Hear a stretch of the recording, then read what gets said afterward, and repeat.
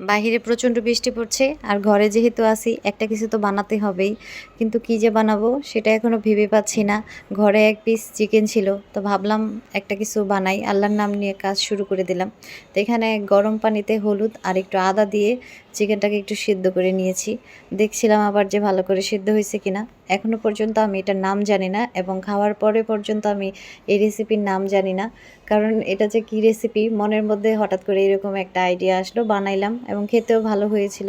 সবাই মিলে খুব মজা করে খেলামও, কিন্তু নামটা আমি এখনও বলতে পারছি না। মেয়ে বারবার জিজ্ঞেস করছিল, মা এটার নাম কি, এটা তুমি কোত্থেকে দেখেছো? তো তার আমি কোনো উত্তরই দিতে পারি নাই। যাই হোক, এখানে আমি তেলের মধ্যে ওই চিকেনটাকে আগে ছাড়িয়ে নিয়েছিলাম, তারপর তেলের মধ্যে ভেজে এর সাথে কিছুটা সবজি অ্যাড করেছি, বরবটি, আলু, তারপর গাজর কুচি আর দিয়েছি টমেটো। তো সব কিছু একসাথে করে দিয়ে কাঁচামরিচ আর পেঁয়াজ দিয়েছি শেষে, দিয়ে একটু ভালো করে ভেজে ভেজে নিয়েছি।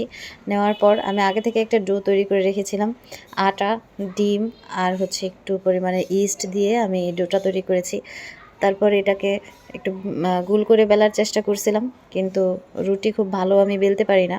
তো এটা দেখলাম যে গোল হচ্ছিল, তারপরও কেমন কেমন জানি চ্যাপটা চ্যাপটা হয়ে গেছে।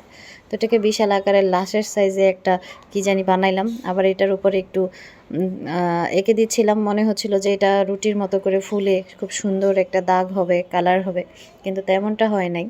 তারপর এটা তেলের মধ্যে আমি একটু ভেজে নিলাম। একটু পরে ভাজতে ভাজতে এটার কালারটা অনেক সুন্দর হয়ে আসলো আর দেখতে অনেকটা পেটিসের মতো হয়েছিল, কিন্তু এটা তো আসলে পেটিস না, আর এত বেশি শক্ত হয় নাই। ইস্টের কারণে রুটির ফ্লেভারটা নান রুটির মতো আসতেছিল এবং কালারটা একটু বেশি পুড়ে গেলেও এটা কিন্তু অনেক নরম আর সফট হয়েছিল। আর ভিতরের পুরটা তো অসাধারণ হয়েছিল, যেহেতু চিকেন আর সবজি দিয়েছি। তো সব কিছু দেওয়ার পর এটা খেতে অনেক ভালো লেগেছিল, দেখতে যেমনই হোক না কেন।